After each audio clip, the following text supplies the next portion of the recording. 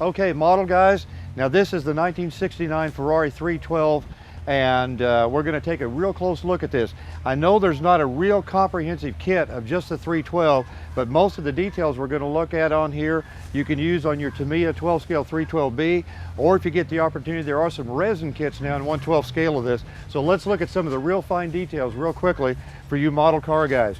First of all, the wing as it is right here, you'll notice it's completely adjustable, so you'll want to build this fin. Also notice this wing is not really an airfoil. It is symmetrical on both sides. Pete Lovely was talking to us about this a while ago, so this actually did not produce downforce like the wings do nowadays, but it could be adjusted so that it could make the airflow over the nose be better. Right here, of course, is the heat extractor areas from the radiator. You can see the radiator in here. These were added to increase the air draw through to get the hot air out of the radiator. These in particular were used at Monaco, and they chose to put these on when they restored this vehicle as it is.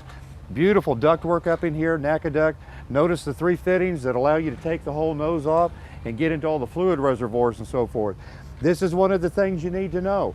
On this particular kind of car, the uprights, everything were indeed chrome. They were beautiful polished.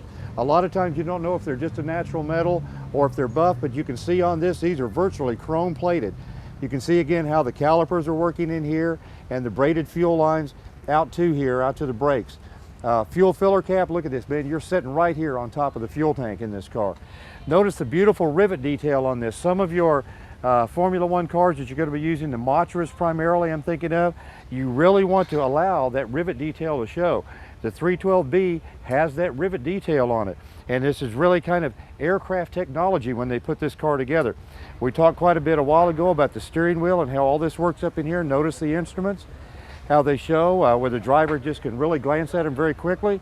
Pete Lovely was telling us when he drives this car, he can hear it so well, he doesn't really have time not to run into cars to look at that tachometer much, so he listens to the tone of the engine as he goes along. Of course, the beautiful material that was used on the 312 here, the 312Ps and other cars of that era, very, very important.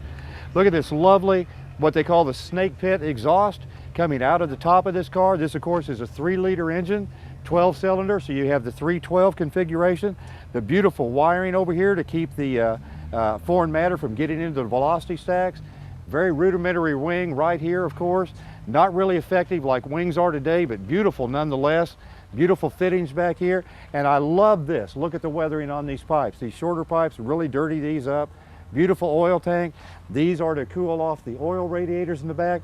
This was pretty much the Monaco configuration that they restored this to. Guys, the details on the beautiful 1969 Ferrari 312.